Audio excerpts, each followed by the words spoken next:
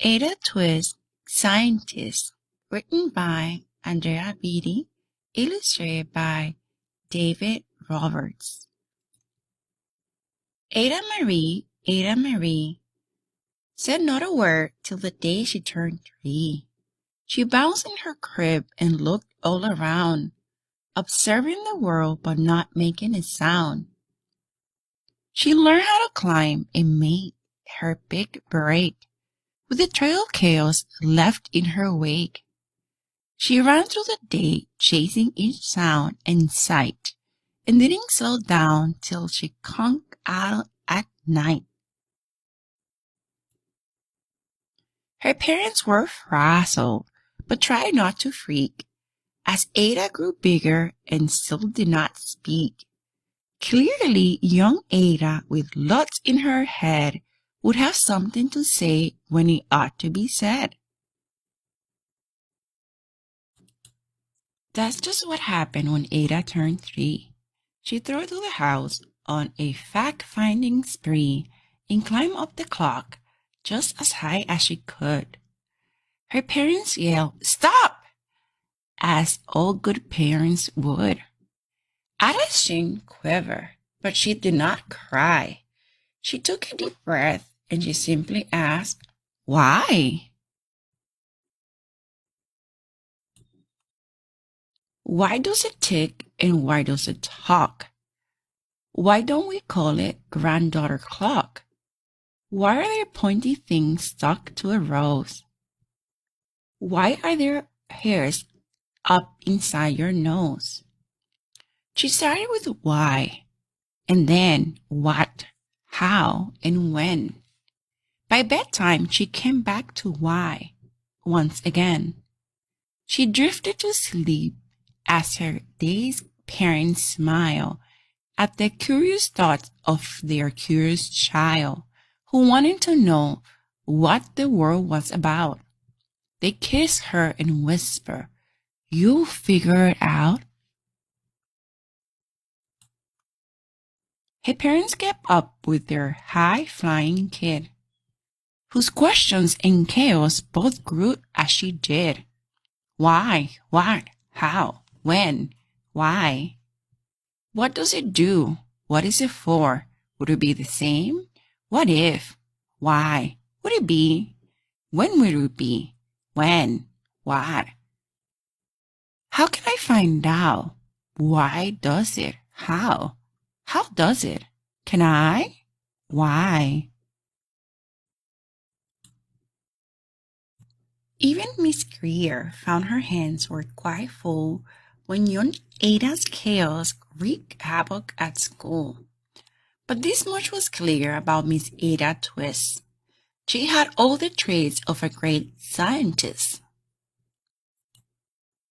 Ada was busy that first day of spring, testing the sounds that make mockingbirds sing, when a horrible stench whacked her right in the nose, a pungent aroma that curled up her toes.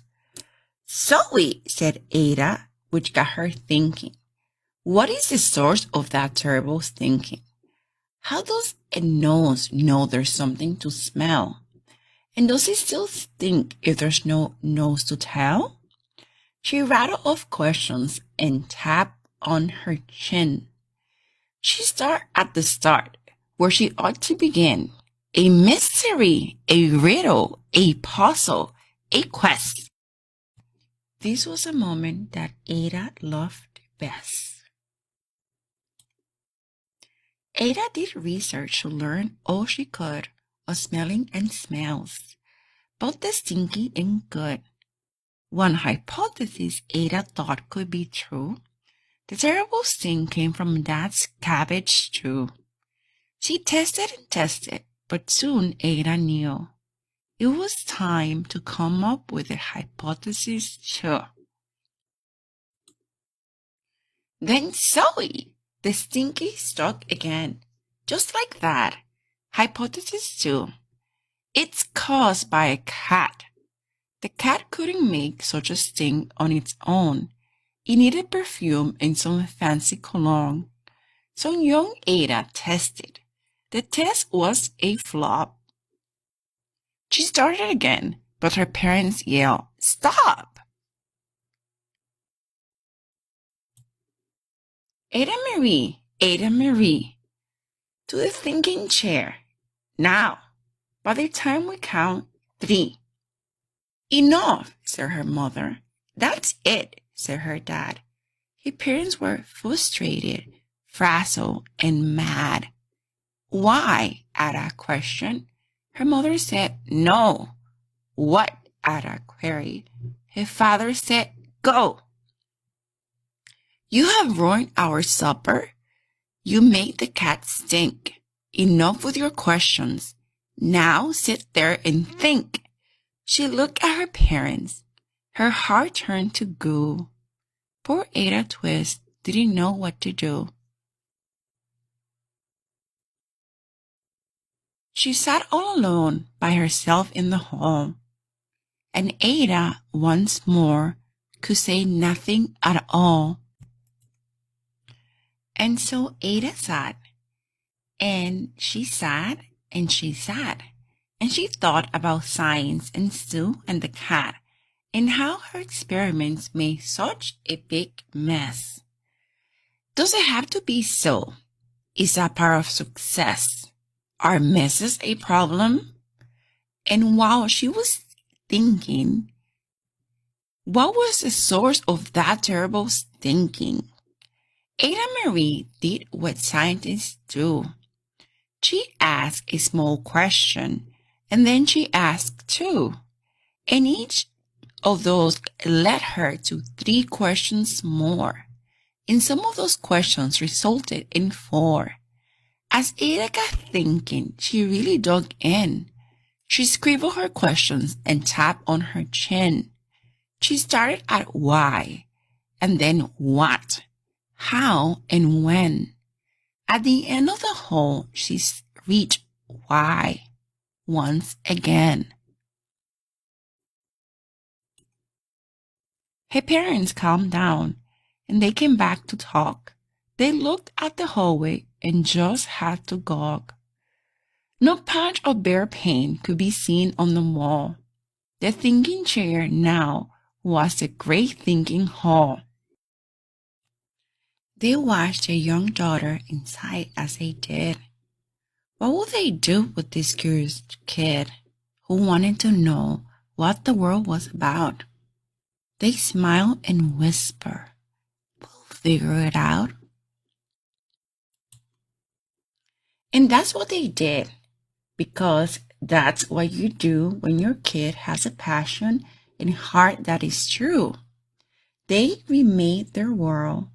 Now they're all in the act of helping young Ada sort fiction from fact. She asked lots of questions. How could she resist? It's all in the heart of a young scientist. And as for that smell, what can Ada Twist do but to learn all she can with her friends in grade 2? Will they discover this thing that curls toes? Well, that is the question. And someday, who knows? And thank you for watching my video and coming to my channel. I hope you like it. If you haven't done so, Cocodrilo, subscribe, like, share.